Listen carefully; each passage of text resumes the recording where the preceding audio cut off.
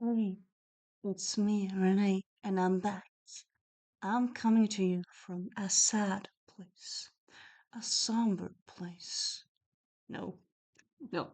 I'm doing, as you might see, a review of The Earl Takes It All by Lorraine Heath. My first Lorraine Heath book, and I'm wearing this hat because the whole book starts with a funeral.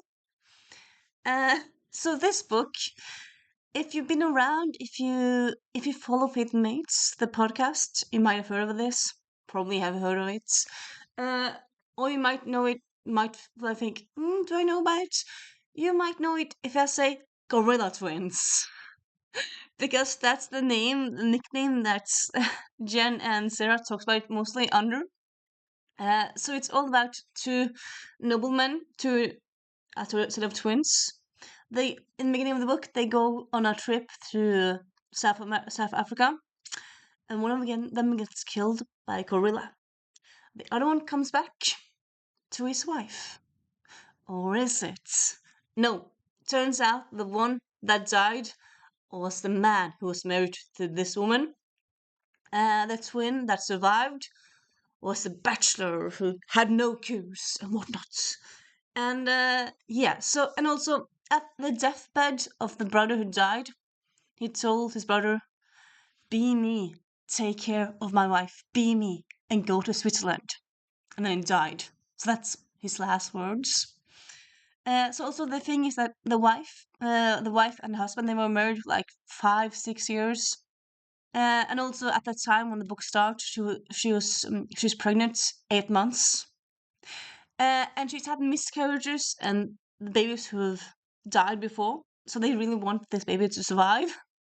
So because of not wanting her to grieve the husband, the brother decides to pretend to be the husband until she gives birth. So that's really what happens. It's just such a bonkers plot line. It feels like a straight out of a telenovela or soap opera, but it's also it's just very fun and angsty, and you can't think like when are they going to discover it. Of course, there's twins, so they look quite similar. And you could also say that, well, he's been away in Africa for a long time. Also, his brother's dead, so that means he's a little bit different. No worries. Uh, but yeah. Also, mostly I do non-spoiler reviews. I think this is gonna be spoilers all the way. So yeah. So just so you know that. So I'm starting with spoilers from now. So in this book, when I started reading it, I kind of have thinking that the whole book would kind of just be slow and it would end with her giving birth. I don't know. I didn't really think about how she was she was at the end of the pregnancy in this beginning of the book, but I thought maybe the book would just be mostly about that. But no, she gives birth halfway through the book. And then you think, okay, so now he's gonna tell her. But no, he doesn't. Why? Because he's in love with her and he doesn't want it to stop. He still wants to be with her. But the thing is, in this time in England, you couldn't marry the widow of your brother by law for some reason that wasn't allowed. It wasn't allowed at all. So yeah, he either can't be with her as himself, or he has to pretend to be his husband, his brother. That's the two choices here, really. And yeah, so and also quite soon because there's a dual point of view. Quite soon that he loves her. So like he doesn't like lying to her, but like he wants to lie to her to take care of the baby, take care of her. He doesn't want to hurt her, but he knows that he's hurting her by lying, whatnot. Uh, of course, tragedy. Well, tragedy.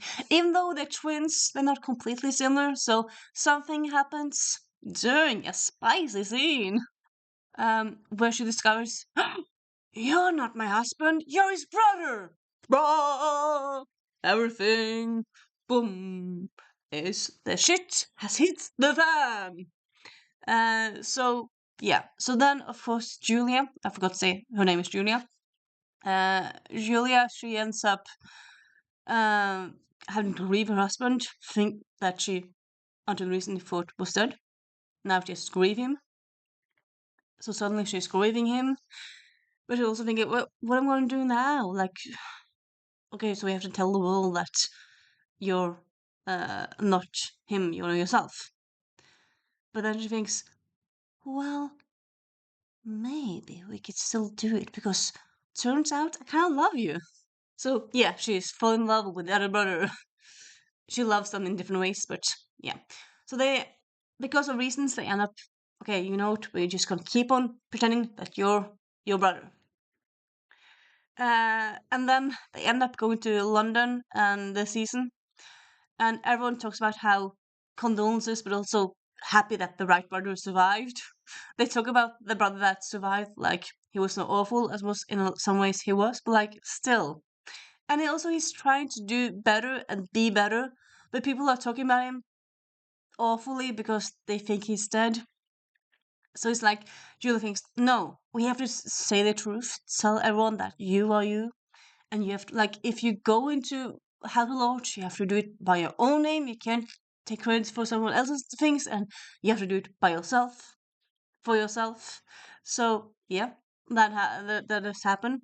So like, okay, so turns out he tells the world he's himself, and then he says like he did it because he kind of wanted to keep the earldom. It's called the Earl takes Earl. It's an Earl here, not a Duke. Um, and also, sorry, I forgot to say, the baby in her stomach is a daughter and not a son, so it's not an heir. So by this logic, the brother would be the new Earl. Like first he was pretending to be an Earl, and now he is the Earl. And then he says like to society that I pretended to be my husband, to be my brother because I wanted the earldom, and I my wife, the Julia didn't know, and blah blah blah. Of course, doing all this, they still both of them love each other, but they can't be together because reasons and society and rules and whatnot. And then, like as I said, the Albert who died, everyone thought that. Well, so Albert who died, his last words were, "Take her to Switzerland."